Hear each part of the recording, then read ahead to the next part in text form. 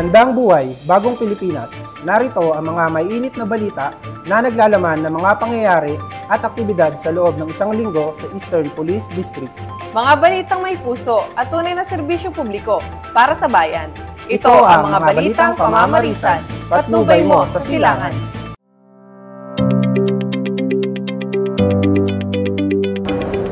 Muling nakidak, cover and hold ang mga kapulisan ng Eastern Police District sa ginanap na second quarter nationwide earthquake drill for calendar year 2024. Sa paunang bell, nagdak, hold and cover ang mga kapulisan ng Eastern Police District at nagtago sa ilalim ng mesa sa kani-kanilang mga upuan at nagtakip ng mga ulo na malayo sa mga bagay na maaaring mabasag o mahulog na magdudulot sa kanila ng pinsala. Samantala, sa pangalawang bell naman ay agad lumikas ang mga EPD personnel sa kanilang mga opisina at tumungo sa pinakaligtas na lugar at nagtipon-tipon sa harap ng Eastern Police District Headquarters at nagkaroon ng head count ang bawat opisina upang alamin kung kumpleto ang lahat at wala nang naiwan sa nasabing gusali. Ang nasabing aktibidad ay sabay-sabay ding isinagawa sa iba't ibang himpilan ng pulisya ng EPD mula Pasig, Mandaluyong, Marikina, San Juan at maging sa District Mobile Force Battalion. Sinigurado naman ng mga tauhan ng Pasig City Bureau of Fire Protection sa pangunguna ni Fire Senior Inspector Hil T. Hernandez, Chief Logistics Pasig City Fire Station, ang kahandaan ng mga kapulisan sa mga ganitong kalamidad.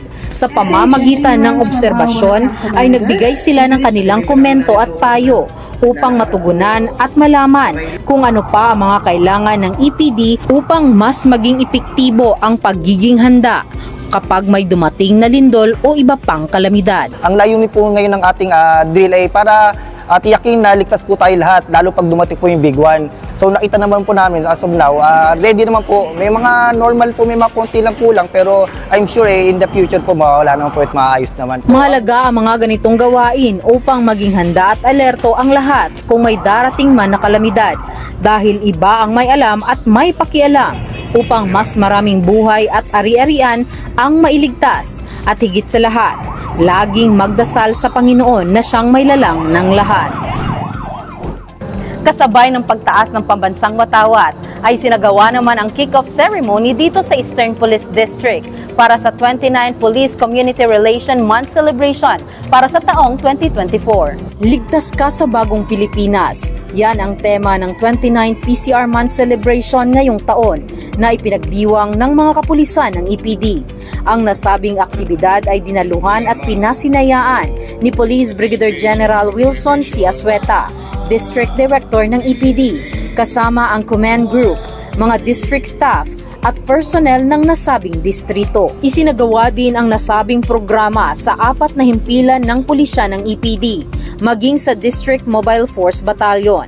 Binigyang parangal naman ang mga EPD personnel para sa kanilang natatanging kontribusyon sa ugnayan ng kapulisan ng EPD at komunidad dito sa Metro East. Meron tayong mga activities ngayong 29th PCR Month. Meron tayong mga community engagement, mga lectures, symposium. Hindi lamang ito sa mga community natin, kundi para din sa ating mga kapulisan. Nagbigay naman ng kanyang mensahe si Police Brigadier General Asueta at kanyang binigyang diin ang kahalagahan ng Police Community Relation sa pagpapalakas at pagpapalawig ng ugnayan sa pagitan ng pulisya at komunidad para sa isang maunlad at mapayapang bagong Pilipinas.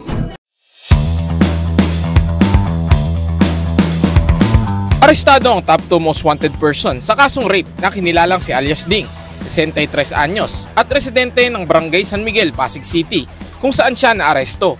Nahuli ang akusado ng mga tauhan ng Pasig City Police Station, Warrant and Subpoena Section. Matapos ihain sa suspect ang warrant of arrest at basahan ng kanyang karapatan, ay maayos naman itong sumama sa mga otoridad. Sa ngayon ay nasa kustodiya siya ng Pasig PNP para sa kaukulang disposisyon, habang hinihintay ang nakatakdang araw ng pagdinig ng kanyang kaso. Ang suspect na si alias Ding ay may warrant of arrest sa kasong rape at siya ay matagumpay na nahuli dahil sa pagpupursige ng ating kapulisan sa Pasig at dahil din sa mahalagang impormasyon na nagmula sa ating komunidad. Ang pambansang pulisya ay mas paiigtingin pa ang operasyon laban sa iba pang wanted targets upang matulungang makamit ng mga biktima ang kanilang hustisya.